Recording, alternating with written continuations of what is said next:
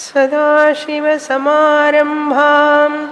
శంకరాచార్యమధ్యమాం అస్మదాచార్యపర్యంతాం వందే గురుపరంపరాం.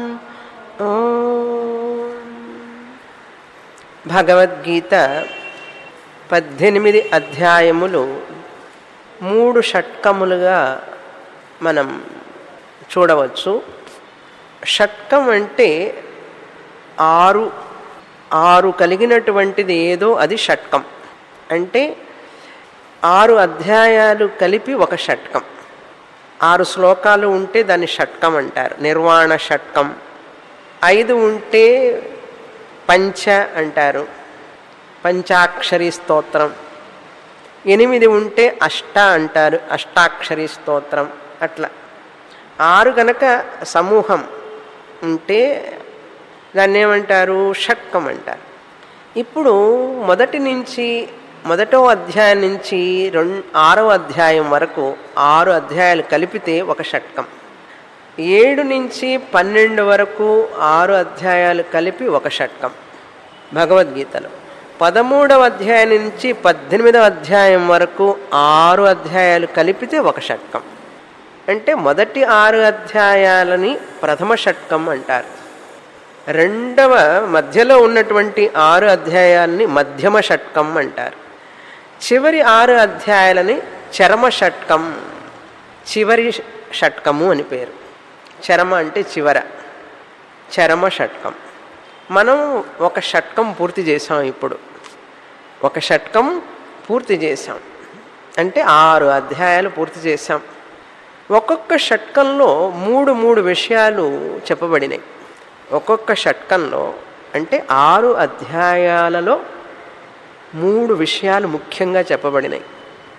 అంటే 6 అధ్యాయాల్లో మొదటి 6 అధ్యాయాల్లో మనం 3 విషయాలు తెలుసుకున్నాం.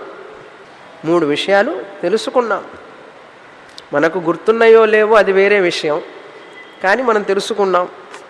అదేవిధంగా మధ్యలో ఉన్న 6 అంటే 2వ షట్కం 6 అధ్యాయాలకి 7 నుంచి 12 అధ్యాయం వరకు 3 విషయాలు చెప్పబడినాయి.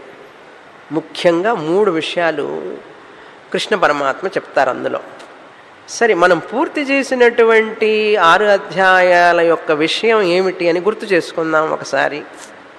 మొదటి విషయం ఏమిటంటే జీవస్వరూపం గురించి కృష్ణ పరమాత్మ చెప్పాడు. మొదటి విషయం జీవస్వరూపం. ఈ జీవుడు ఎవరు? ఈ నేను అని అనుకుంటున్నాం కదా, ఉదయం నుంచి రాత్రి దాకా పనిచేస్తున్నాం. ఈ నేను అనేవాడే జీవుడు. ఈ జీవుడు ఎవరు అసలు? ఎక్కడి నుంచి వచ్చాడు? ఎక్కడికి వెళుతున్నాడు?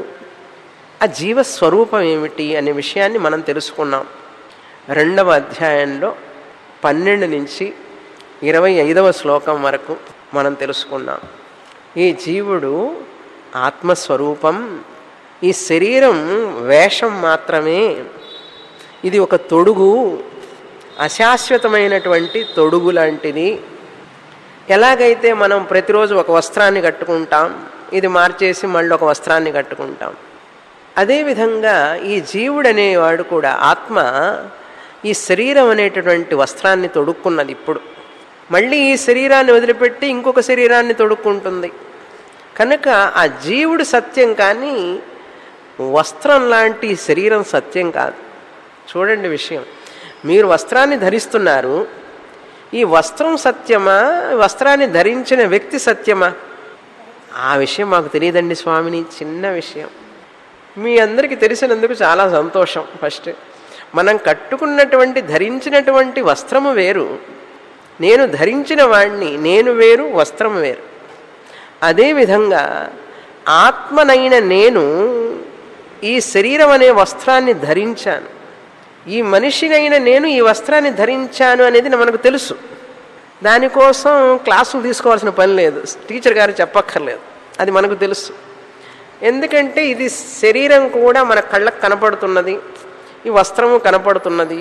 దానికి మనకు పెద్దగా వేదాంతం బోధన అవసరం లేదు. కానీ ఈ జీవాత్మ అనేది కంటికి కనపడదు, ఈ వస్త్రాన్ని ధరించినది అని చెప్తున్నాం. ఇది వస్త్రం లాంటిదే. ఈ శరీరాన్ని వదిలిపెట్టి ఇంకో శరీరాల్లోకి వెళ్ళిపోతుంది జీవాత్మ. ఎన్నెన్నో శరీరాలు తీసుకుంటుంది అనే విషయాన్ని మన శాస్త్రం ద్వారా తెలుసుకుంటేనే తెలుస్తుంది. ఆ విషయాన్ని కృష్ణ పరమాత్మ ఈ 2వ అధ్యాయంలో చక్కగా చెప్పారు. ఆత్మ అనేటువంటిది నిత్యంగా ఉంటుంది. న జాయతే న మ్రియతే వా కదాచిత్ అన్నారు. దానికి మరణం లేదు. అది కర్త కాదు, భోక్త కాదు. అది దాన్ని కళ్ళతో చూడలేవు నువ్వు. ఆ ఆత్మస్వరూపాన్ని, అది నీ నిజస్వరూపం. కళ్ళతో చూడనంత మాత్రాన నువ్వు అది దాన్ని లేదు అని అనలేవు. మన కళ్ళకు కనిపించినంత మాత్రాన లేనట్లు అవుతుందా? అన్నీ లేకుండా పోతాయా? అదేవిధంగా ఇక్కడ కూడా ఆత్మ అనేది నిత్య, సత్య, బుద్ధ, ముక్త, అప్రమేయ, స్వప్రకాశ, సర్వగత, సర్వాంతర్యామి అని చెప్పి ఆత్మని గురించి చెప్పారు కృష్ణ పరమాత్మ. జీవస్వరూపం అదే మనం చాందోగ్యంలో కూడా విన్నాం. ఇప్పుడు ఆ ఆత్మ నువ్వే నాయన శ్వేతకేతు అని అన్నారు. ఇక్కడ కృష్ణుడు గురువు గనక కృష్ణుడు అర్జునుడికి చెప్తున్నాడు, అర్జున నువ్వు ఆత్మస్వరూపానివి. ఆత్మకి దిగులు లేదు, చింత లేదు. ఎందుకంటే ఆత్మకి ముసలితనం లేదు, వ్యాధి లేదు, మరణం లేదు, ఎటువంటి దుఃఖము లేదు. కానీ మనిషి వ్యాధిగ్రస్తుడనని, మరణం ఉన్నదని, ముసలితనం ఉన్నదని బాధపడుతున్నాడు. లేనిదాన్ని ఉన్నట్లుగా ఊహించుకొని బాధపడుతున్నాం. కారణం ఏంటో తెలుసా? నేను కాని దాన్ని నేను అనుకుంటున్నాను. శాస్త్రం చెప్తున్నది, నువ్వు కానటువంటి ఈ శరీరాన్ని నువ్వు అనుకుంటున్నావు, నువ్వు కానటువంటి మనస్సుని నువ్వు అనుకుంటున్నావు. ఆ శరీర ధర్మాలని, మనస్సు యొక్క ధర్మాలని నువ్వు నీ మీద ఆపాదించుకుంటున్నావు. ఆపాదించుకొని దిగులు పడుతున్నావు, బాధపడుతున్నావు. అసలు నిజంగా నువ్వు బాధపడవలసిన పని లేదు అని చెప్తున్నది శాస్త్రం. అది జీవస్వరూపం. ఆ విషయాన్ని చూసాం మనం, క్షుణ్ణంగా చదివాం. క్షుణ్ణంగా ఎక్కడెక్కడ చదివాం? 2వ అధ్యాయంలో చదివాం. 3వ అధ్యాయంలో కూడా పంచకోశ వివేకం చెప్పాడు. ఇంద్రియాణి పరాణ్యాహు ఇంద్రియేభ్య పరం మనః మనసస్తు పరా బుద్ధి యో బుద్ధే పరతస్తు సహా. కఠోపనిషత్తులో నుంచి అప్పు తీసుకొని కృష్ణ పరమాత్మ చెప్పాడని కూడా చెప్పాను. కనుక ఈ పంచకోశాలు కాదు నువ్వు, ఈ ఇంద్రియాలు, మనస్సు, బుద్ధి కాదు, దీని లోపల ఉన్నటువంటి ఆత్మ నువ్వు అని చెప్పారు 3వ అధ్యాయంలో. మళ్ళీ 4వ అధ్యాయంలో కూడా చెప్పారు. ఆత్మ చైతన్య స్వరూపం అని చెప్పి 4వ అధ్యాయంలో కూడా చెప్పారు. 5వ అధ్యాయంలో ఏం చెప్పారు? నవద్వారే పురే దేహి నైవ కుర్వన్న కారయన్. అంటే ఈ 9 ద్వారాలు కలిగినటువంటి ఈ శరీరంలో ఉంటూ ఈ ఆత్మ ఏమీ చేయడం లేదు అన్నాడు. నవద్వారపురంలో ఉంటున్నప్పటికీ కూడా నైవ కుర్వన్ న కారయన్, ఏమీ చేయడం లేదు అర్జున అని తెలుసుకో నువ్వు ఈ విషయం అన్నారు. తర్వాత 6వ అధ్యాయంలో కూడా అదే విషయాన్ని కృష్ణ పరమాత్మ చెప్పారు. 6వ అధ్యాయంలో ఆధ్యాత్మిక సాధనాలు, అనేకమైన సాధనాలు చెప్పారు. 6వ అధ్యాయంలో ఏమని చెప్పారు? సచ్చిదానంద స్వరూపం ఆత్మసంస్థం మనఃకృత్వ నకించిదపి చింతయేత్ అన్నారు. నువ్వు ఆత్మస్వరూపాన్ని నువ్వు తెలుసుకో అర్జున అన్నారు. సరే, 2వ విషయం ఏమిటి? జీవస్వరూపం చెప్పిన తర్వాత 2వ విషయం ఏం చెప్పారంటే కర్మయోగం గురించి చెప్పారు. అర్జున, ఈ విషయాన్ని అర్థం చేసుకోవాలంటే నువ్వు కర్మయోగం చేయాలి. ఏ కర్మ చేసేటప్పుడైనా సరే నిష్కామంగా చెయ్యి. పేరు, ప్రతిష్ట, ధనం ఇవన్నీ ఎదురు చూడకుండా చెయ్యి. ఏమి ఆశించకుండా చెయ్యి. ఎవరి దగ్గర నుంచి ఏమి ఆశించవాలి. ఈశ్వరుడి యొక్క ప్రీతి కోసం చెయ్యి. ఈశ్వర ప్రీత్యర్థం అహం కరిష్యే అని సంకల్పం చేసుకొని చెయ్యి. భగవంతుడి కోసం చెయ్యి, నీ కోసం ఏది చెయ్యకు. అలా నిష్కామంగా చేస్తే నీకు మనశ్శాంతి, ప్రశాంతత, చిత్తశుద్ధి, జ్ఞానయోగ్యత అన్నీ వస్తాయి. కర్మయోగం అనే దాన్ని సాధనగా తీసుకో. పంచమహాయజ్ఞాలు చెయ్యి, రోజు దైవ పూజ చెయ్యి, తల్లిదండ్రుల్ని చూసుకో, సేవ చెయ్యి. పితృయజ్ఞం, దేవయజ్ఞం, పితృయజ్ఞం, ఋషి యజ్ఞం, నువ్వు ఏ సంస్కృతిలో అయితే పుట్టావో, ఏ సంస్కృతి వల్ల ఋషులు మనకిచ్చినటువంటి ఈ విద్యని, ఈ శాస్త్రాన్ని రోజు కాస్త పఠనం చెయ్యి. పొద్దుగులు టీవీ ముందే కూర్చోవాకు, కాసేపన్నా చదువు, ఋషి యజ్ఞం చెయ్యి, తర్వాత మనుష్య యజ్ఞం చెయ్యి, తోటి మానవులకు సహాయం చెయ్యి, భూత యజ్ఞం చెయ్యి. మిగతా భూతాలు ఉన్నాయి జీవరాశులన్నింటి కూడా, వాటి క్షేమాన్ని కూడా నువ్వు ఆలోచించి వాటికి సేవ చెయ్యి. ఇది కర్మయోగం. నీ కోసం నువ్వు జీవించకూడదు. పరుల కోసం జీవిస్తే నువ్వు నీ కోసం జీవించినట్లే. పరుల కోసం జీవించేవాడే నిజంగా జీవిస్తున్నట్లు, కానీ తన కోసం జీవించేవాడు మరణించిన వాడితో సమానం అన్నాడు వివేకానందుడు. వివేకానందుడు తన కోసం మాత్రమే జీవించేవాడు మరణించిన వాడితో సమానంట. తల్లి కోసం, తండ్రి కోసం, సోదరుడి కోసం, సోదరి కోసం, బంధువుల కోసం, ఇరుగు పొరుగు వారి కోసం, దేశం కోసం, అందరి కోసం ఎవరైతే జీవిస్తారో వాళ్ళు నిజంగా జీవించేవాళ్ళు అన్నాడు. అటువంటి భావనతో జీవించేవాడు నిజంగా కర్మయోగి. ఆ వ్యక్తి ఎంత ప్రశాంతంగా ఉంటాడంటే ఆనందంగా ఉంటాడు. ఎటువంటి ఒత్తిడి, మానసిక ఒత్తిడి, అలజడి ఉండదు. అటువంటి కర్మయోగం చెయ్యమని చెప్పి 3వ అధ్యాయంలో చెప్పారు. 3వ విషయం ఏం చెప్పారు అంటే, మన ప్రయత్నం చాలా అవసరం. పురుష ప్రయత్నాన్ని గురించి చెప్పారు. పురుష ప్రయత్నము 6వ శ్లోకంలో కూడా చెప్పారు. 6వ అధ్యాయంలో మొదటి శ్లోకమే, అనాశ్రిత కర్మ ఫలం కార్యం కర్మ కరోతి యః స సన్యాసీ చ యోగీ చ న నిరగ్నిర్న చాక్రియః. ఎవరైతే కర్మఫలాన్ని ఆశించకుండా కర్మలు చేస్తూ ఉంటాడో, అనాశ్రిత కర్మఫలం, కర్మఫలం త్యక్త్వ, నన్ను మెచ్చుకున్నారా లేదా, నాకేమిస్తారు వీళ్ళు, నాకేమిటి లాభం అని ఎదురు చూడకుండా అతడే నిజమైన సన్యాసి. అంతేగాని నిరగ్ని అంటే అగ్నిహోత్రాన్ని వదిలిపెట్టి సన్యాస ఆశ్రమం తీసుకున్నంత మాత్రాన సన్యాసి కాలేరు ఎవరు. నిజమైన సన్యాసి ఎవరంటే ఏమి ఆశించకుండా జీవించేవాడు నిజమైన సన్యాసి. అలా జీవిస్తే ఆ వ్యక్తి నిజమైన సన్యాసి అర్జున అని చెప్పారు. 3వ విషయం ఏం చెప్తున్నారు, నీ ప్రయత్నం ఉండాలి. ఈ ఆత్మను తెలుసుకోవాలంటే నీ ప్రయత్నం ఉండాలి. అంతేకాని నా తలరాత నాకు మోక్షం వచ్చేటట్లుగా ఉంటే వస్తుందిలే అనకూడదు. చాలామంది విధి రాతండి, తల రాతండి అంటుంటారు. శాస్త్రం ఒప్పుకోదు. విధి రాత ఉన్నప్పటికీ కూడా, తల రాత ఉన్నప్పటికీ కూడా నీ ప్రయత్నం అనే దాంట్లో లోపం ఉండకూడదు. నీ ప్రయత్నం నువ్వు చెయ్యాలి. అన్నం నోటికి ఎట్లా అందుతుంది? వచ్చేదైతే వస్తుంది, నాకు ప్రాప్తం ఉంటే వస్తుంది అంటున్నావా? బజారుకి వెళుతున్నావు, నెలంతా పనిచేసి ధనం సంపాదించి బజారుకు వెళ్ళి కొని తెచ్చి వండి తర్వాత భోజనం చేస్తున్నావు. ఎంత ప్రయత్నం చేస్తున్నావు? అంతేకాని నాకు తలలో రాసి పెట్టుంటే అన్నం వస్తుంది ఎట్లాగైనా అనే వదిలిపెడుతున్నాం. చదువు వచ్చేదైతే వస్తుంది, పాస్ అయితే పాస్ అవుతాను అనే వదిలిపెడుతున్నాం, లేదు కదా. అందుకని ఫ్యాటలిజం అంటారు దాన్ని. విధి తల రాతండి, తల రాతను ఎవరు మార్చలేరండి. ఇట్లాంటివన్నీ ఎవరు మాట్లాడతారంటే బలహీనులు మాట్లాడతారు, సోమరితనం గల వాళ్ళు మాట్లాడతారు. కూర్చున్న చోట నుంచి లేవకుండా అన్నీ ఇట్లాంటి వాళ్ళు మాట్లాడుతుంటారు. కానీ శాస్త్రం చెప్తుంది అలా కాదు. ధర్మ, అర్థ, కామ, మోక్ష, ఈ 4 పురుషార్థాలు అన్నారు. పురుషేణ అర్థ్యతే ఇది పురుషార్థ. వ్యక్తి చేత, పురుషుడంటే పురుషుడని కాదు అక్కడ, వ్యక్తి, వ్యక్తి చేత మంచి కార్యాలు చేసి మంచిని సంపాదించుకోవాలి, ధర్మాన్ని సంపాదించుకోవాలి, పుణ్యాన్ని సంపాదించుకోవాలి. అర్థం, ధనం కావాలి మనిషికి. ఈ శరీరం జీవించాలి అంటే ధనం అవసరం. సంపాదించిన ధనాన్ని మంచి కార్యాలకు వినియోగించాలి, ఈ శరీర పోషణ చేసుకోవాలి.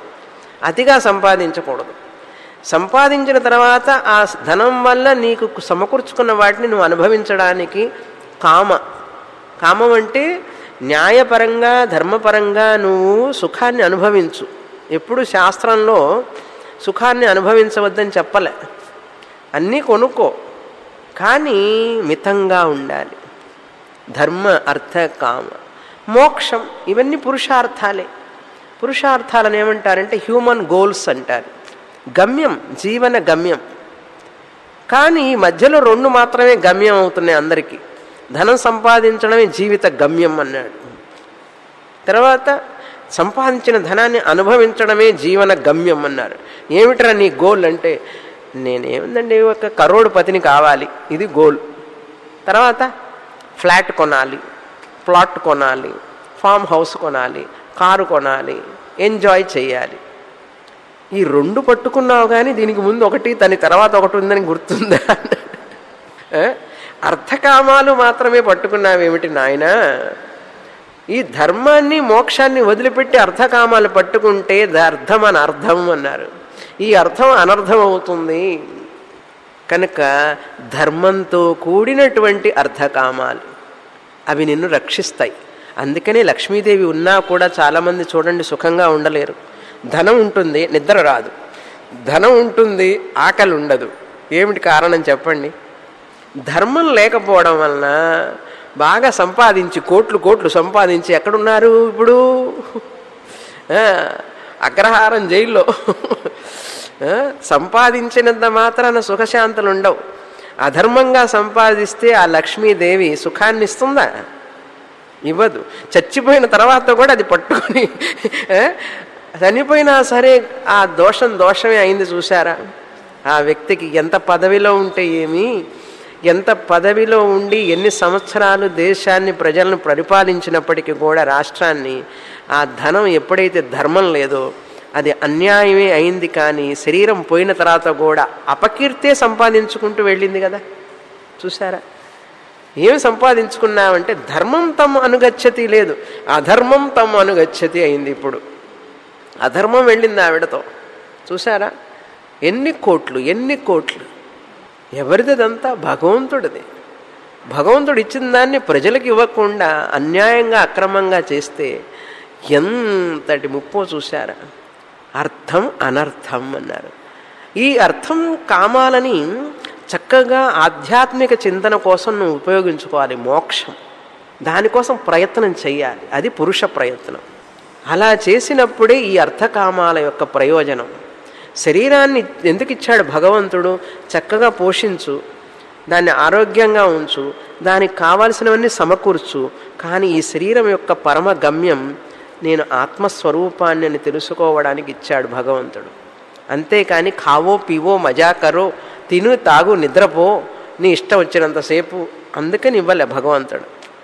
అప్పుడు భగవంతుడికి తెలుసు నిన్ను ఎట్లా పనిష్మెంట్ ఇచ్చి నీకు బుద్ధి నేర్పాలో భగవంతుడే చూసుకుంటాడు.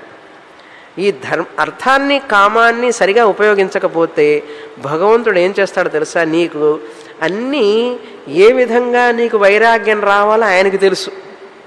నీకు వైరాగ్యం వచ్చేటట్లు ఆయనే చేస్తాడు. అజీర్ణ ప్రాప్తి, కిడ్నీలో ప్రాబ్లం, లివర్లో ప్రాబ్లం, స్టమక్లో ప్రాబ్లం, ఎక్కడెక్కడో ఎన్నో ప్రాబ్లాలు. ఇవన్నీ వచ్చేటప్పటికి కొంచెం విరక్తి వస్తుంది.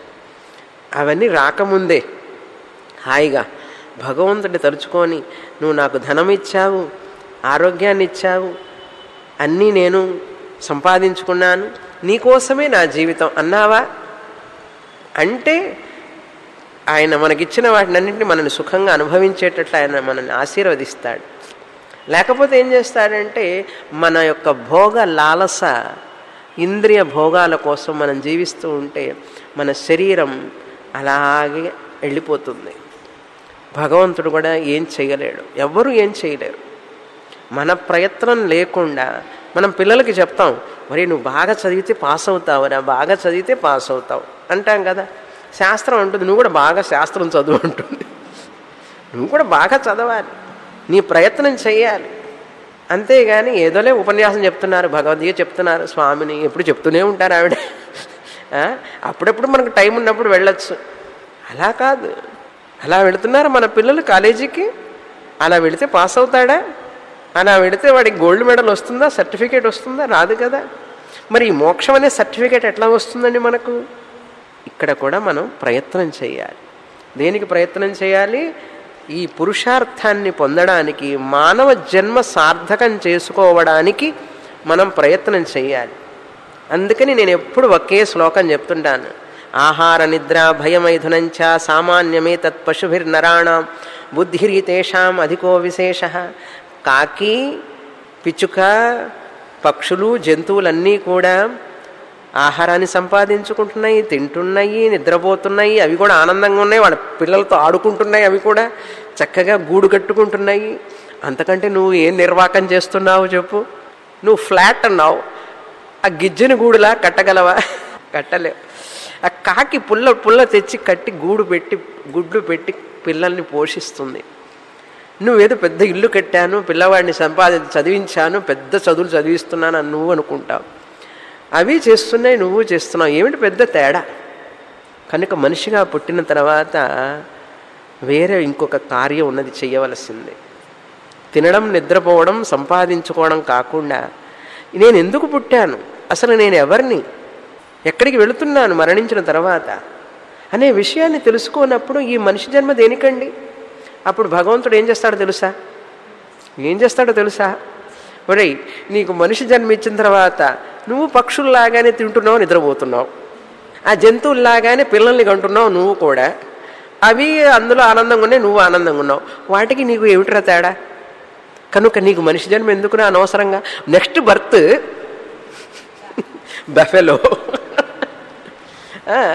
ఏ గాడిదో, కుక్కో, నక్కో, బల్లి, పిల్లి. తినడానికి, నిద్రపోవడానికి అయితే ఈ జన్మ ఎందుకురా నీకు? నేను తప్పు చేశాను, నీకు ఈ జన్మనిచ్చి పొరపాటు చేశాను, ఇంకెప్పుడు చెయ్యను అని చెప్పి భగవంతుడు మమ్మల్ని వెనక్కి తీసుకుపోతాడు మనిషి జన్మ నుంచి. అర్థమైందా? న్యాయమే కదా. ఏమండి మీకు చెప్పాడా భగవంతుడు? మీరు ఎందుకు చెప్తున్నారని అడుగుతారు మీరు నన్ను. నేను ఉదాహరణ చెప్పనా? మీ పిల్లలు గనక మీరు కాలేజీలో ఫీజు కట్టి చదివి పాసు కాకపోతే, ఒకసారి తప్పాడు, 2 సార్లు తప్పాడు, 3 సార్లు తప్పాడు, మీరేం చేస్తారు చెప్పండి? ఒరేయ్, నీకెందుకురా ఫీజు కట్టడం? అనవసరం. ఒకసారి కట్టాను, 2 సార్లు కట్టాను, 3, 10 సార్లు ఫీజు కట్టాను రా, అసలు నిన్ను ఇంకా చదివించడం అనవసరం, నీకు చదువు వద్దు, ఏమొద్దు, నువ్వు వెళ్ళి కార్ షెడ్లో కార్లు క్లీన్ చేయంటాడు. అంటారా లేదా?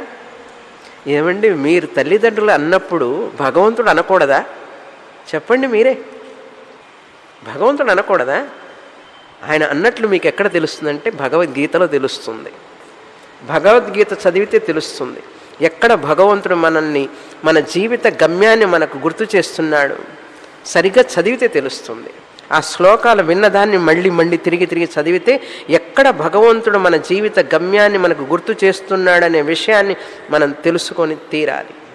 ఆయన చెప్పాడు, అయినా మనం తెలుసుకోవడంలా సుఖశాంతుల కోసం పాకులాడుతున్నాం. అది పురుష ప్రయత్నం అన్నారు. మన ప్రయత్నం ఉంటేనే మనకు ఆత్మజ్ఞానం, మోక్షం లభిస్తుంది. ఈ 3 విషయాలు చదివిన విషయాలు గుర్తు చేసుకుంటున్నాం. ఇప్పుడు 6వ అధ్యాయం తర్వాత 7వ అధ్యాయంలో ప్రవేశిస్తున్నాం. 7 నుంచి 12 వరకు మళ్ళీ 3 విషయాలు చెప్పాలి. జీవస్వరూపం అంటే త్వం పద విచార అన్నాం. జీవస్వరూపం మొదటి విషయాన్ని త్వం పద విచార అంటారు. ఈ 7వ అధ్యాయం నుంచి 12వ అధ్యాయం వరకు తత్పద విచార. తత్ అంటే పరమాత్మ, ఈశ్వరుడు, భగవంతుడు. భగవంతుడు ఎవరు అసలు? నన్ను సృష్టి చేశాడు అని చెప్పి అనుకుంటున్నాం కదా. నేను ఎక్కడి నుంచి వచ్చాను? నన్ను భగవంతుడు పుట్టించాడండి అన్నాం. నువ్వెవరో తెలుసుకో అని చెప్పి మొదటి 6వ అధ్యాయంలో చెప్పారు. తర్వాత నిన్ను పుట్టించిన దేవుడి గురించి కూడా తెలుసుకోవాలని ఉందా లేదా నీకు? ఎవరు పుట్టిస్తే నాకేమిటండి అనకూడదు. ఎవరు పుట్టిస్తే ఏమిటి, అసలు ఎందుకు పుట్టించాలి? ఆయన పుట్టించాడే అనుకో, దోమలను ఎందుకు పుట్టించాలి? అందుకోసం ఆయన క్రాస్ ఎగ్జామిన్ చేయొచ్చు కదా ఆయన్ని. పుట్టిస్తే అందరినీ ఆనందంగా పుట్టించవచ్చు కదా. కొంతమందికి రోగాలతో ఎందుకు పుట్టించాలి? కొంతమందిని బీదవాళ్ళుగా ఎందుకు పుట్టించాలి? అసలు ఇట్లాంటి సృష్టి ఎందుకు చేయాలి ఆయన? ఇంతటి అక్రమమా తమిళనాడులో? ఇట్లాంటి గవర్నమెంటా పరిపాలించేది? అంతా దుండగులు, దురాగతాలు చేసిన వాళ్ళు పరిపాలిస్తారా మమ్మల్ని? ఇదంతా ఆయన సృష్టి అయితే నాకు వద్దు అంటామా లేదా? ఎటువంటి పరిపాలనలో ఉన్నామో తెలుసా మనం? అట్లాంటి చోట ఉన్నాం. ఎంతటి చాలా షేమ్ఫుల్ ఇట్ ఈస్. అటువంటి పరిపాలన ఉన్నాం. ఇటువంటి సృష్టి ఎందుకు చేశాడు భగవంతుడు? చేస్తే అప్పుడు ఆయన ఎవరు అసలు? ఆయన తెలుసుకోవాలి. ఆయన ఎక్కడుంటాడు, ఎలా ఉంటాడు, ఎందుకు ఇట్లా తారతమ్యాలతో ఉన్నటువంటి సృష్టి మన ముందు ఇట్లా ఉన్నది, దీనికి కారణం ఏమిటి అని తెలుసుకోవాలి, జిజ్ఞాస కావాలి. అందుకని ఈశ్వర స్వరూపం ఏమిటి అని తెలుసుకోవాలి. అసలు నన్ను ఎందుకు పుట్టించాడు, ఎక్కడి నుంచి వచ్చాను, నేను ఎందుకు చనిపోవాలి, అసలు పుట్టిందని ఉండొచ్చు కదా, ఈ చనిపోవడం ఏమిటి, ముసలితనం ఏమిటి, పళ్ళు ఉండే బాగున్నాయి, ఊడిపోవడం ఎందుకు, ఊడిపోవడం ఎందుకు, అసలు కళ్ళు చక్కగా కనపడుతూనే ఉండొచ్చుగా, ఈ చత్వారం ఎందుకు రావాలి, చెవులు వినపడుతూనే ఉండొచ్చు కదా, చెవుడు ఎందుకు రావాలి, ఇవన్నీ వస్తాయా రావా ప్రశ్నలు. అసలు ఆయన ఇట్లాంటి సృష్టి ఎందుకు చేయాలి, కనుక ఆయన ఎవరు, అసలు ఆయన పట్టుకోవాలి. ఇప్పుడు మనం 7 నుంచి 12వ అధ్యాయం వరకు దేవుడు అంటే ఎవరు, ఆయన స్వరూపం ఏమిటి, తత్పద విచార. దేవుని గురించి తెలుసుకోవాలని ఉందా మీకు, అసలు ఉందా, దేవుణ్ణి చూడాలని ఉందనే ఉంది కదా, చూడాలన్నప్పుడు ఆయన ఎవరో ఎక్కడుంటాడో అడ్రస్ తెలుసుకోవాలి కదా, ఈమెయిల్ అడ్రస్ ఉందా లేదా, పోస్టల్ అడ్రస్ ఉందా లేదా, ఆయనకు అసలు ఉన్నాడా లేదా, ఉంటే వైకుంఠంలో ఉన్నాడా, కైలాసంలో ఉన్నాడా, లేకపోతే మిడిల్గా త్రిశంకు స్వర్గంలో ఉన్నాడా, ఎక్కడున్నాడు ఆయన. ఏమండి ఆయన తెలుసుకోవడానికి టైం ఎక్కడుందండి, ఆకలి నిద్ర వీటికే సరిపోతుంది, టైం అనకూడదు. ఆయన్ని కూడా తెలుసుకోవాలి. తెలుసుకోవాలని ఉండేవారికి ఆయన తెలుసుకునేటట్లు చేస్తాడు.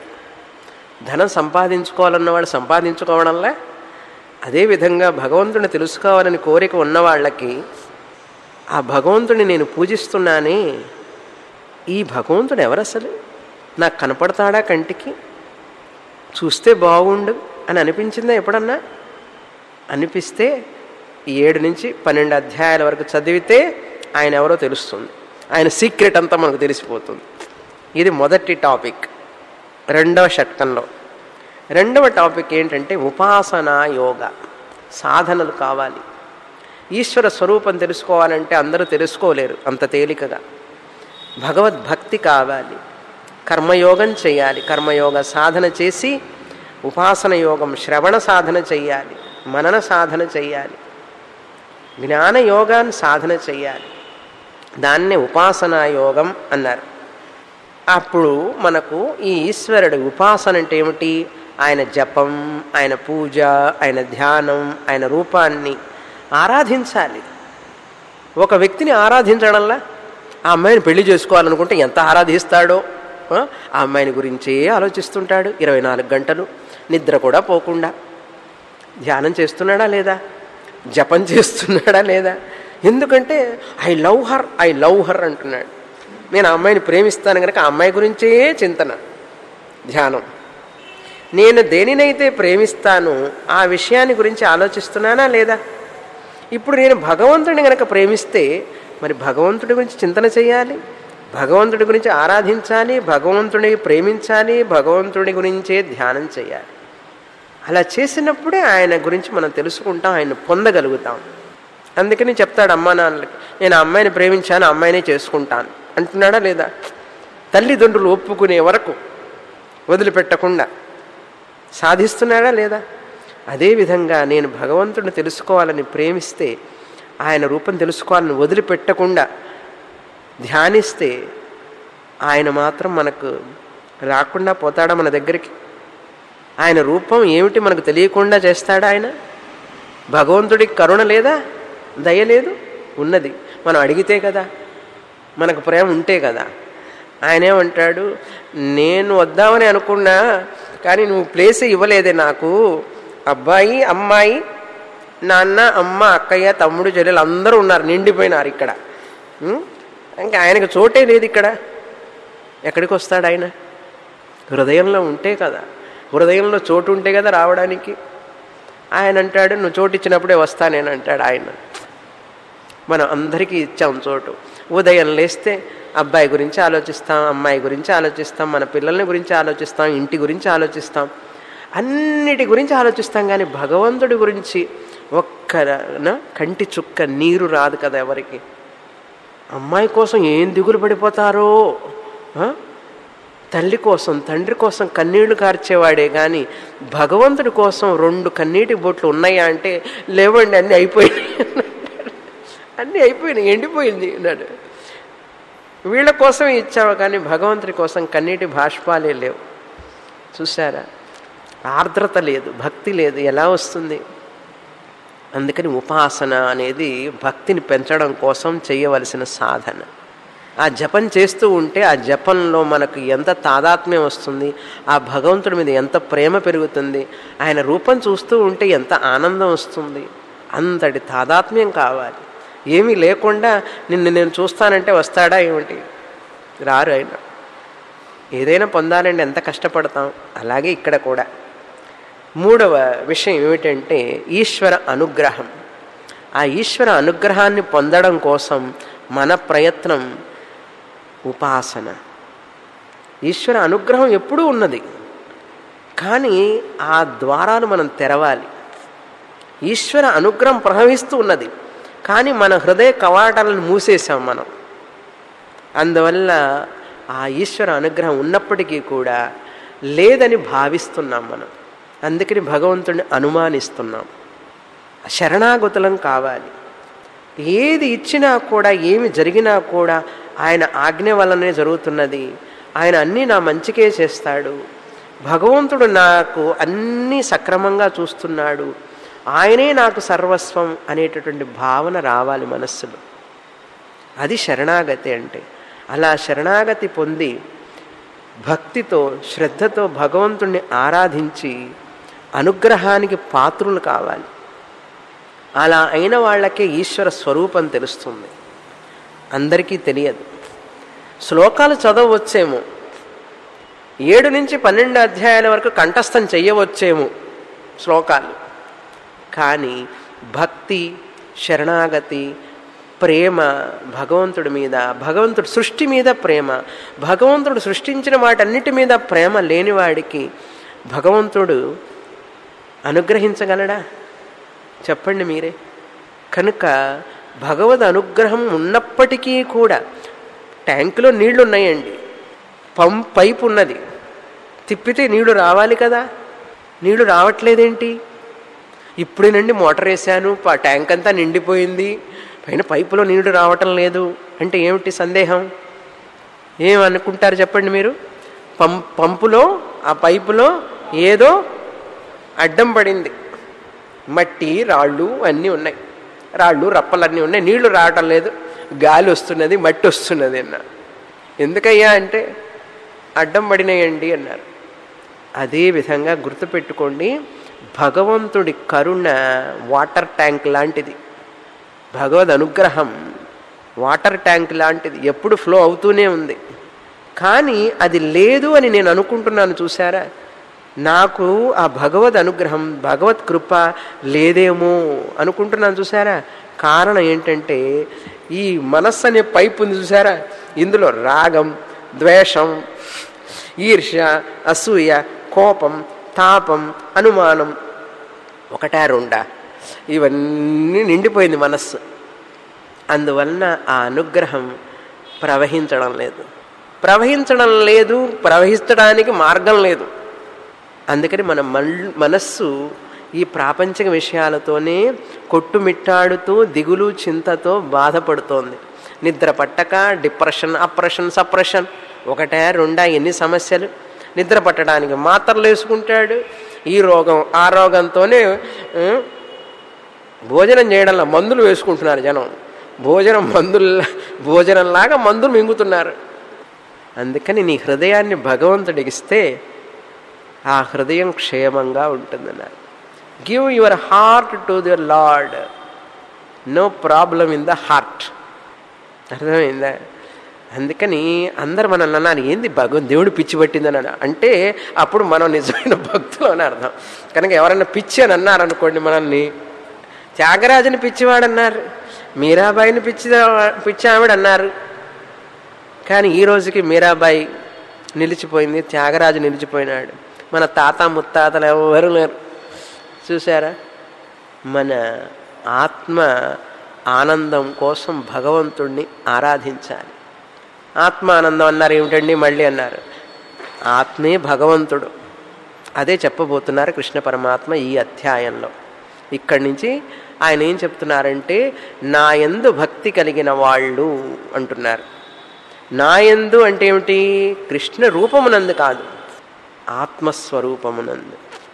ఎవరైతే శరణాగతులవుతారో, అవతారాలు వస్తూ ఉంటాయి, పోతూ ఉంటాయి. కృష్ణ అవతారం ద్వాపర యుగంలో వచ్చింది, రామ అవతారం త్రేతాయుగంలో వచ్చింది. అవతారాలు రావచ్చు, పోవచ్చు.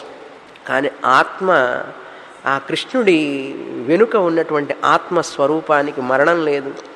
అది ఎప్పుడూ ఉంటూనే ఉంటుంది, అన్ని యుగాల్లోనూ ఉంటుంది. అటువంటి ఆత్మస్వరూపాన్ని గురించి మాట్లాడుతున్నారు కృష్ణ పరమాత్మ. అర్జున, నన్ను అందరూ ఈ కృష్ణుడు నన్ను అనుకుంటున్నారు, అసలు నా నిజస్వరూపాన్ని తెలుసుకోవడానికి ఎవరు ప్రయత్నం చేయడం లేదు. నువ్వు కూర్చో, నీకు చెప్తాను పూర్తిగా నా గురించి. అసలు నీకు చెప్తాను, నువ్వు కూర్చో.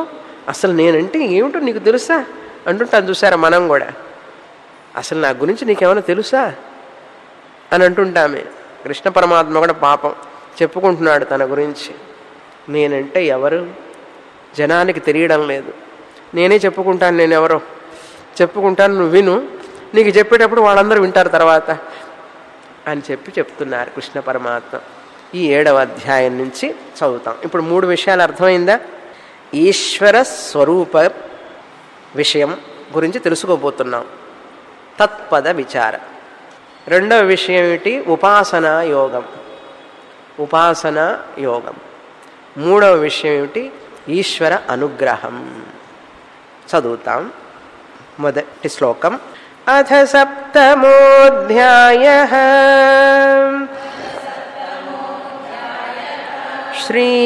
శ్రీభగవానువాచ.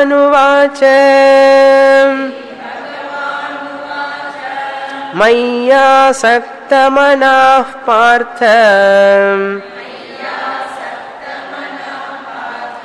యోగం యుంజన్మదాశ్రయః.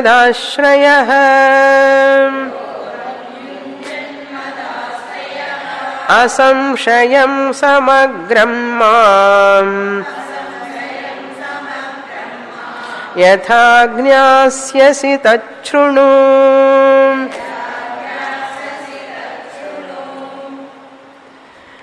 ఒకటి నుంచి 3 శ్లోకాల వరకు ఈ జ్ఞానం విజ్ఞానం అంటే ఏమిటి చెప్తున్నారు కృష్ణ పరమాత్మ. ఈ అధ్యాయం జ్ఞాన విజ్ఞాన యోగము అని పిలువబడుతుంది. అర్జున, నువ్వు పూర్తిగా సమగ్రం, పూర్తిగా నా నుండి వినవలసినది అంటున్నారు. మయ్యాసక్తమనాః 2వ లైన్ చూడండి. మొదట సమగ్రం మాం యథా జ్ఞాస్యసి తచ్ఛృణు. హే అర్జున, సమగ్రం పూర్తిగా, మాం యథా జ్ఞాస్యసి నన్ను ఏ విధంగా నువ్వు తెలుసుకోగలవో ఆ విధంగా నీకు నేను ఇప్పుడు చెప్తాను, అది విను. తచ్ఛృణు, నన్ను పూర్తిగా నువ్వు తెలుసుకోవలసినటువంటి విధం గురించి నీకు చెప్తున్నాను నేను. సమగ్రం అన్నారు చూసారా, అక్కడ సమగ్రం అంటే ఆయన రూపం ఏమిటా సమగ్రం, అది తర్వాత శ్లోకంలో చెప్తారు. పూర్తిగా అంటున్నారు. ఏమిటండి పూర్తిగా అంటే? తల నుంచి కాలు దాకా పూర్తిగా అంటే ఆజానుబాహుం అరవింద దళాయతాక్షం అనే, లేకపోతే అధరం మధురం వదనం మధురం అనే.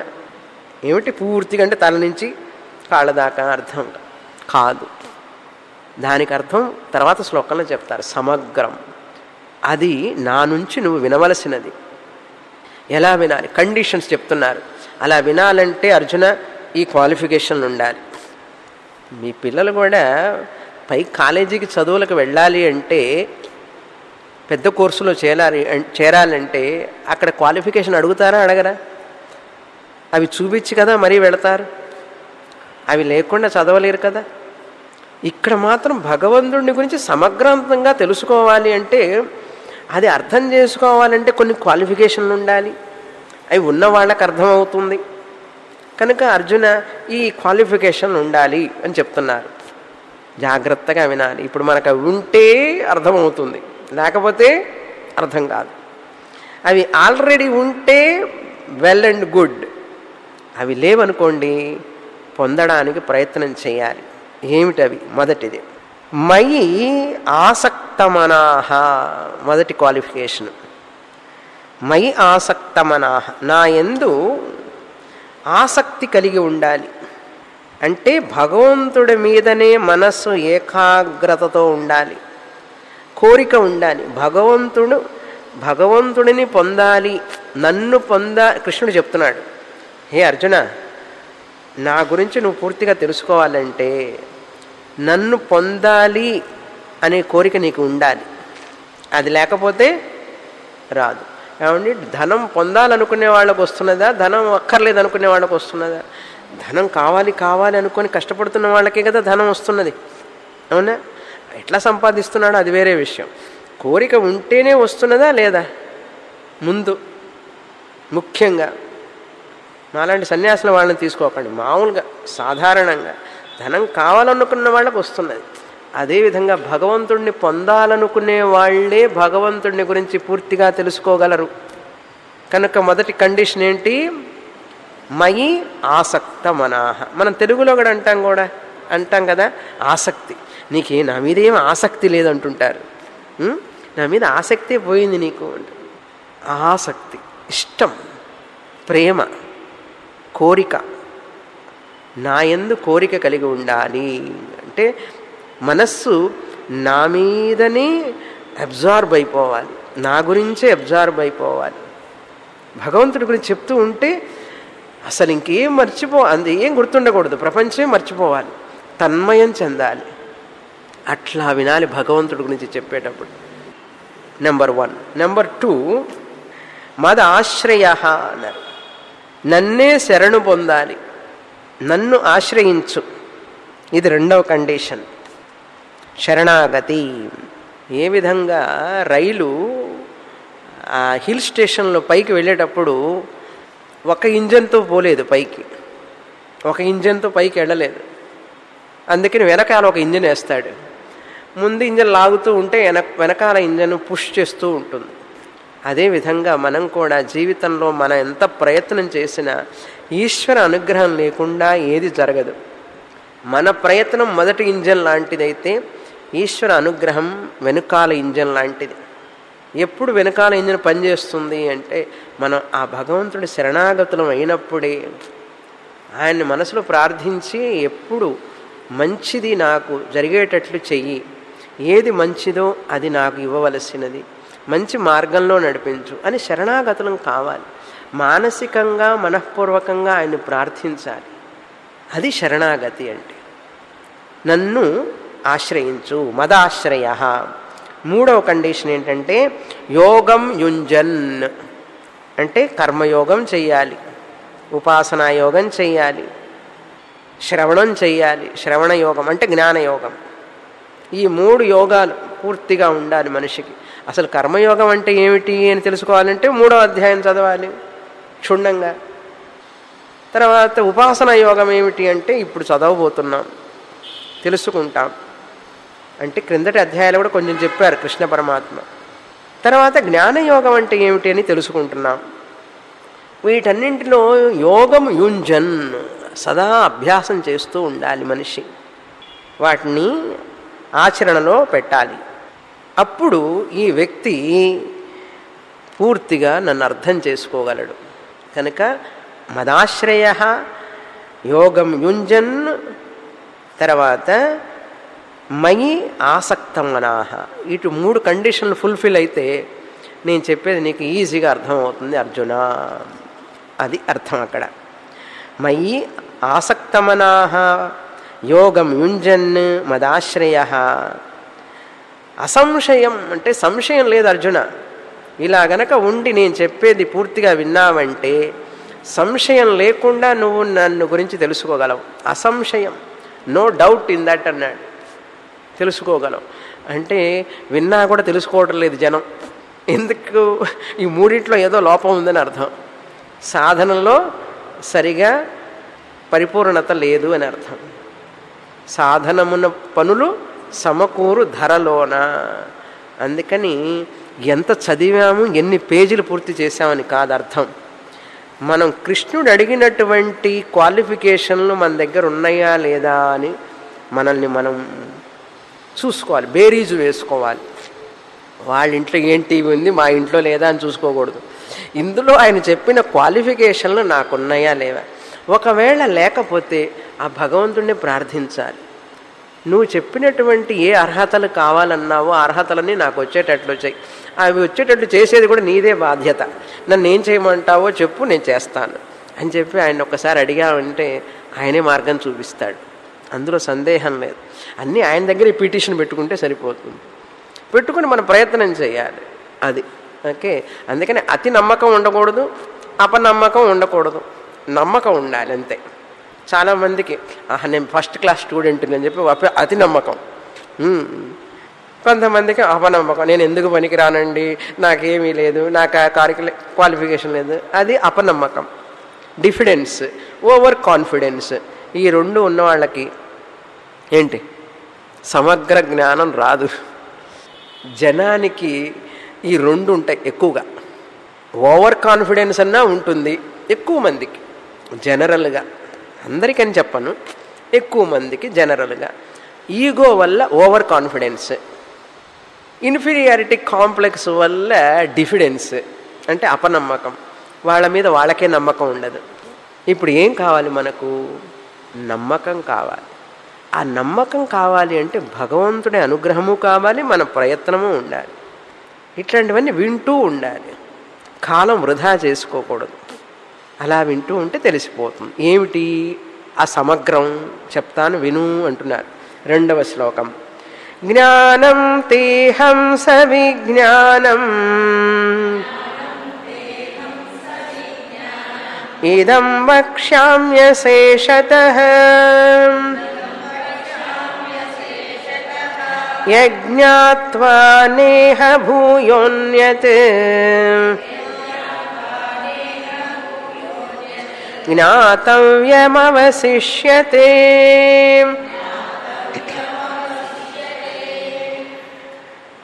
ఏదైతే తెలుసుకుంటే ఇంకా మరి తెలుసుకోవలసినది ఉండదో అది నీకు చెప్పబోతున్నాను. ఏక విజ్ఞానేన సర్వ విజ్ఞానం. ఏది తెలుసుకుంటే, 2వ లైన్ చూడండి. యత్ జ్ఞాత్వా. ఇప్పుడు నేను చెప్పబోయే విషయం ఎటువంటిదో తెలుసు అర్జున. ఆ విషయం కనుక నువ్వు తెలుసుకుంటే ఇంకా నువ్వు తెలుసుకోవాల్సినది ఏమీ లేదు ప్రపంచంలో. యత్ జ్ఞాత్వా ఇహ భూయః అన్యత్ జ్ఞాతవ్యం న అవశిష్యతే. తిరిగి మళ్ళీ తెలుసుకోవలసినదంటూ ఏమీ ఉండదు. అది నీకు చెప్పబోతున్నాను నేను. ఇంకా నాకు తెలియదండి, అది తెలియదు, ఇది తెలియదు అని చెప్పాను, అన్నీ తెలిసిపోతాయి. ఇప్పుడు అట్లాంటిది ఇది కావాలా మీకు వద్దా? అమ్మో కావాలి స్వామిని, అదే కావాలి మాకు. అది తెలుసుకుంటే ఇంకన్నీ తెలుసుకున్నట్లే ఆయనే చెప్తున్నారు. నేను చెప్తే మీరు నమ్మరు. కృష్ణ పరమాత్మే గ్యారంటీ కార్డు ఇస్తున్నారు. గుర్తుపెట్టుకోండి. ఇక్కడ రేపు అంతా అయిన తర్వాత 12వ అధ్యాయానికి వచ్చిన తర్వాత ఈ లైన్ మళ్ళీ కృష్ణ పరమాత్మని అడగండి. నువ్వు చెప్పావు 12వ అధ్యాయం దాకా సమగ్రంగా చెప్తా అన్నావు, నువ్వు చెప్పింది విన్నాను, నాకు అర్థం కాకపోతే ఆయన్నే మళ్ళీ కాలర్ పట్టుకోవచ్చు. ఎందుకని ఇక్కడ చెప్పావు ఏది తెలుసుకుంటే అన్నీ తెలిసినట్లే అని చెప్పి అన్నావు. ఇప్పుడు నాకు అన్నీ తెలియాలి. 12వ అధ్యాయం లోపల నాకు తెలియకపోయిందో ఆయనకి కాలర్ లేదు పట్టుకోవడానికి. వేస్ట్ ఉంటుంది, అది పట్టుకోండి. ఏదో ఒకటి. ఎందుకు చెప్తున్నానంటే యూ క్యాన్ వెరిఫై. ఆయన ఇచ్చిన వాక్కు వృధా పోదు కనుక ఏది తెలుసుకుంటే అన్నీ తెలిసినట్లే, ఇంకా తెలుసుకోవలసిన ఉండదు. ఇక్కడ ఈ జీవితంలో ఇప్పుడు నువ్వు జీవించి ఉండగా ఏమిటది? జ్ఞానం విజ్ఞానం. అహం తే జ్ఞానం విజ్ఞానం సవిజ్ఞానం జ్ఞాత్వా వక్ష్యామి అశేషతః. ఇదం జ్ఞానం విజ్ఞానం తే అహం వక్ష్యామి అశేషతః. అశేషతః అంటే పూర్తిగా, పూర్ణంగా, ఇంకా బాకీ లేకుండా పూర్తిగా. అశేషతః. శేషం అంటే తెలుసు కదా, భాగాహారాలు చేసేటప్పుడు చిన్నప్పుడు శేషం వస్తుందంట. అట్లాంటి శేషం లేకుండా అశేషతః. ఏం చెప్తాను నీకు? ఇదం వక్ష్యామి, ఈ విషయం చెప్తాను. వక్ష్యామి అంటే లిట్, ఫ్యూచర్ టెన్స్. చెప్తాను. I will teach you. ఏమిటది? జ్ఞానం విజ్ఞానం. జ్ఞానం అంటే సగుణ ఈశ్వర జ్ఞానం, అపరా ప్రకృతి, ద్వైత జ్ఞానం, భేద జ్ఞానం. విజ్ఞానం అంటే అభేద జ్ఞానం, పరా ప్రకృతి, అద్వైత జ్ఞానం, నిర్గుణ జ్ఞానం, నిర్గుణ ఈశ్వర జ్ఞానం.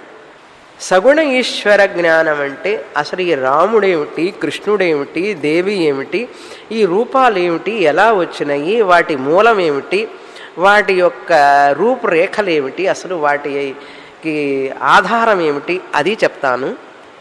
అదేవిధంగా నిర్గుణం బ్రహ్మ గురించి కూడా చెప్తాను నీకు. పరాప్రకృతి, అపరాప్రకృతి. ఈ 7వ అధ్యాయంలో నిర్గుణ జ్ఞానం, విజ్ఞానం అంటే పరాప్రకృతి. ఈ 7వ అధ్యాయంలో జ్ఞానం అంటే మనం పూజిస్తున్నటువంటి రూపం ఉన్నది, దేవుడు ఎవరైతే ఉన్నారో ఆయన గురించి. ఈ 2 చెప్తాను. ఇది మీరు గుర్తుపెట్టుకోవాలి. మళ్ళీ ఈ 7వ అధ్యాయం అయ్యే వరకు ఈ 2 మాటలు గుర్తుపెట్టుకోవాలి. పరాప్రకృతి, అపరాప్రకృతి, నిర్గుణ జ్ఞానం, సగుణ ఈశ్వర జ్ఞానం. ఇవి గుర్తుపెట్టుకోవాలి. ఏమి గుర్తుపెట్టుకోవాలి? జ్ఞానం, విజ్ఞానం, సవిజ్ఞానం అన్నారు. విజ్ఞానముతో సహా, సవిజ్ఞానేన, విజ్ఞానేన సహ నిర్గుణ బ్రహ్మ జ్ఞానం. విజ్ఞానం అంటే నిర్గుణ బ్రహ్మ జ్ఞానం, అద్వైత జ్ఞానం, అభేద జ్ఞానం, పరాప్రకృతి. అదేవిధంగా జ్ఞానం గురించి చెప్తాన్నాను. అది ద్వైత జ్ఞానం, భేద జ్ఞానం, అపరాప్రకృతి, సగుణ ఈశ్వర జ్ఞానం. వెరీ గుడ్, బాగా వింటున్నారు శ్రద్ధగా. ఓకే, వచ్చే వారం చూస్తాం. పూర్ణమదః పూర్ణమిదం పూర్ణాత్ పూర్ణముదచ్యతే పూర్ణస్య పూర్ణమాదాయ పూర్ణమేవావశిష్యతే. ఓం శాంతి శాంతి శాంతి. హరి ఓం. శ్రీ గురుభ్యో నమః. హరి ఓం.